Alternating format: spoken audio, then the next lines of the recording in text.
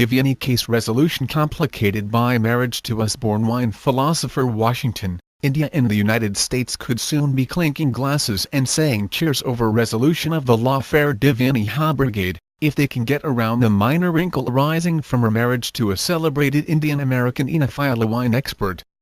The solution to the week-long spat is almost at hand, with U.S. agreeing to India shifting her to its permanent UN mission in New York from the Indian consulate, where she is currently the deputy, which will give her full diplomatic immunity from prosecution as long as she is there.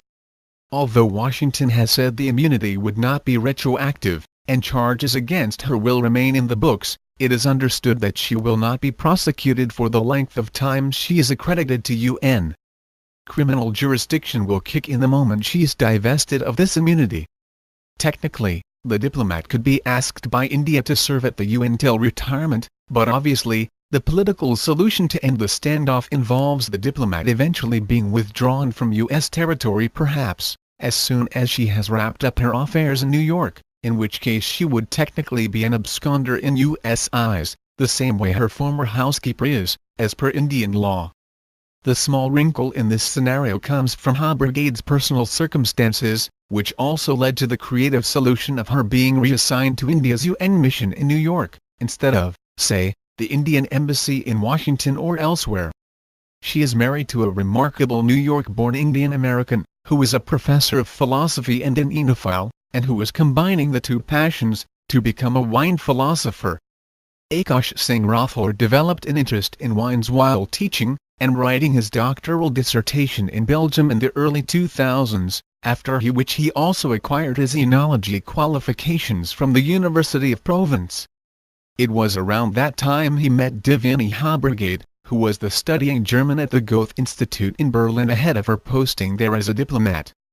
Soon after, he visited India's wine country in her home state Maharashtra and in Karnataka, spending long months at vineyards and wineries in and around Nashik, Pune, and Bangalore, the result of which was the first authoritative complete Indian wine guide published in 2006. He has also served the Indian government as an advisor to the Indian Grape Board. Devyani's New York posting was in part propelled by his U.S. roots. He was born in the U.S. and his interest in wines originates from a small, family-owned winery in Michigan. He is currently said to be working towards a new course on the philosophy of wine being introduced into the University of Pennsylvania curriculum, where he has been teaching for the past year, shutting between New York City and Philadelphia. Rathore was also helping India's Ministry of Agriculture and the Indian wine industry popularize its wines in the U.S. Among his recent research topics were wine served in the Mughal era, an inquiry that took him to Afghanistan, with a separate trip to Iran, that was in the works to study wines from the Persian culture. All that is now up in the air. Although Rathore is not necessarily tied down to the region, the young couple, who have two daughters of 7 and 3, need time to reconfigure their life, which has been turned upside down by yet another version of Nanagate.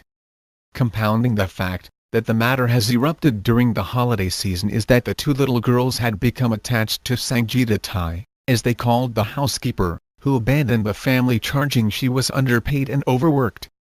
On their part, the couple believed they treated Sangeeta with respect, giving her full access to the house, new technologies, including cell phone, iPad etc. so she could communicate with her family, and the charges of being overworked relate to her being a live-in housekeeper, which makes it hard to compute precise working hours. They think Sangeeta Richards always intended to emigrate and that they were set up. Various photographs and letters in public domain do not appear to suggest the housekeeper was enslaved or treated badly, outside the issue of being overworked and underpaid by U.S. standards. While the State Department was yet to receive papers from UN to re-credential Hubby to India's UN mission in New York from the Indian consulate, where she is currently attached, Friday's clarification provides an opening to resolve the tricky issue once Washington approves New Delhi's decision to reassign her, after which the couple can focus on future plans. Receiving diplomatic immunity does not nullify any previously existing criminal charges. Those remain on the books. So it just is related to a diplomat's current status for the length of the time of that status, State Department spokesperson January Saki explained on Friday. adding that diplomatic immunity means, among other things, that a foreign diplomat is not subject to criminal jurisdiction in the United States for the time they are a diplomat, for the time they have that immunity. The choice the U.S. would have to make is, whether they want to pursue the case against an official, who has full diplomatic immunity, keep the case against her alive, in the expectation that she would land in the US at a future date, when the charges could be pursued against her, said Indian officials in New Delhi. To ensure that the case is allowed to lapse would also entail negotiations with U.S. Attorney Preet Bharara's office, currently the object of lively dislike by the Indian Foreign Office. Separately, India would have a separate set of negotiations on the Sangeeta Richards case.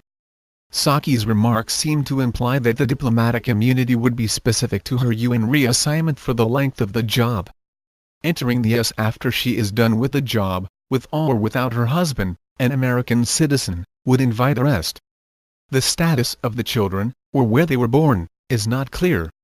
And what if she is reassigned to the UN, or to the embassy in Washington? Technically, because her husband is a U.S. citizen, he could also sponsor her for a green card leading to citizenship in normal circumstances. That may be off the table, if the felony charges remain in the books. While Sangeeta Richards is obviously on a fast track to a U.S. green card, there is still a case against her in India, including a non-bailable arrest warrant. India is unlikely to give that case up in a hurry, until Richards withdraws the case against Hubby.